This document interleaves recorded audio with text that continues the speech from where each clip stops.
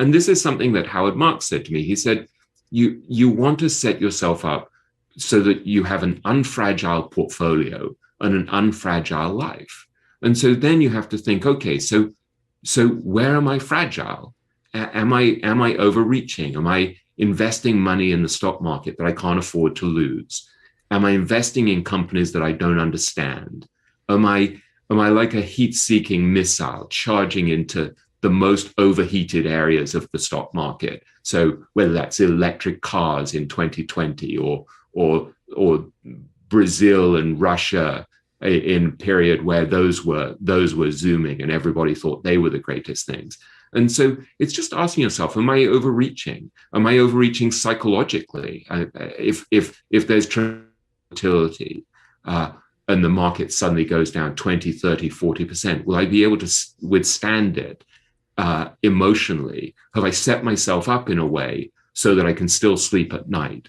And one of the things that Munger says is, look, over the last 40, 50 years, Berkshire Hathaway stock has halved on 3 different occasions. And so he said, you need to actually know how to handle with grace and aplomb a 50% drawdown.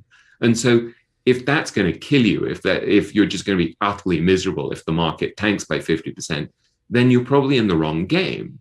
And you should probably own plenty of bonds, and you should have plenty of cash. And so to me, this is the whole idea of resilience and of survival and of avoiding ruin is really fundamentally important. You look at the greatest investors, and they're all focusing on avoiding catastrophe.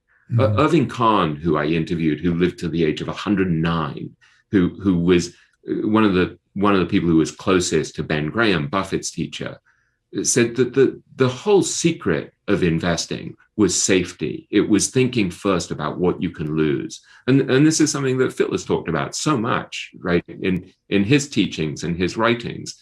This idea of just starting by asking, well, as Jeffrey Gundlach, the king of bonds, said to me, it's about making your mistakes non-fatal and saying, if this goes wrong, if I'm wrong, what's the consequence? Mm-hmm. And so I think this focus on resilience, on staying in the game, on avoiding catastrophe, on resilient wealth creation is really a pretty wonderful idea. And it really stems from Ben Graham and his margin of safety, right? This idea that because life is uncertain and because we don't know what the future holds, that the future holds things like COVID, that none of us could have predicted. I mean, we knew that there could be a pandemic one day, but we didn't know that it could shut down everything around the world and that it would change everything so suddenly. We had no idea. And so you have to set up your portfolio and your life to withstand these tremendous uncertainties. And that to me seems to be essential to the teachings of the value investors. It's a very worldly wise approach to life, right? It's Matthew McLennan, who I write about, who I think is a really wise and thoughtful person, said to me, you want to position yourself to take advantage of the forward progress of mankind, but also to survive the dips. And that phrase, surviving the dips, that's something I've really tried to internalize. And again, I said this to my daughter in hospital, and I'm like, you're just trying to survive the dip here. This is just the dip, and you need to know that there's sunshine on the other side, but you got to get through this period. So it's totally interconnected, how you invest and how you live and how you build an anti-fragile life and an anti-fragile portfolio. It's all the same thing, right? It all comes from the same mindset, I think. I love that concept of anti-fragile. And one of the ways that great investors, as you pointed out in the book, encourage ordinary people to handle that question is to simply buy the market, just do indexes and not try to do the kinds of things that Buffett and Munger and Pabrai and we all try to do. What's your sense of that? I mean, I that's throughout the book, it comes up as an alternative to trying to invest.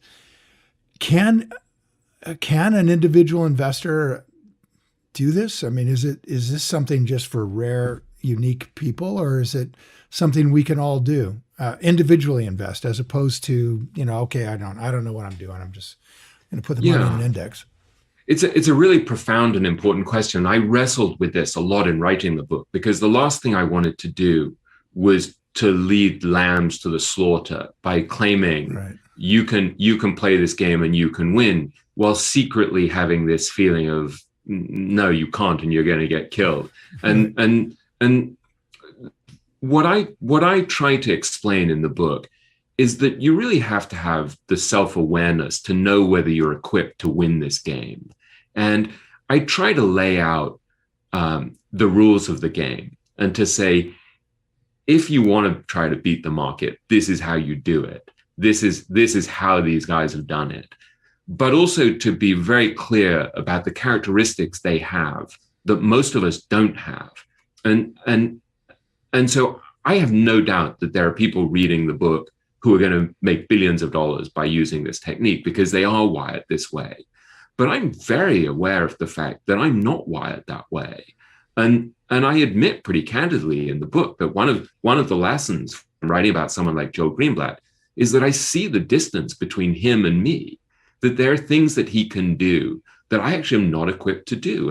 And so one of the things that he said that had a profound impact on me is he said that when you reduce investing to its most simple level, which is really the most profound level, he said it all comes down to one thing, which he said you have to value a business or an asset and then buy it for much less than it's worth. And that's the whole essence of the game. Mm-hmm. But this raises a really profoundly important question, which is, well, do you know how to value a business? Mm-hmm. And so for someone like me, I actually don't really know how to value a business. And I'm not really that interested either. Mm-hmm. And I'm not that patient.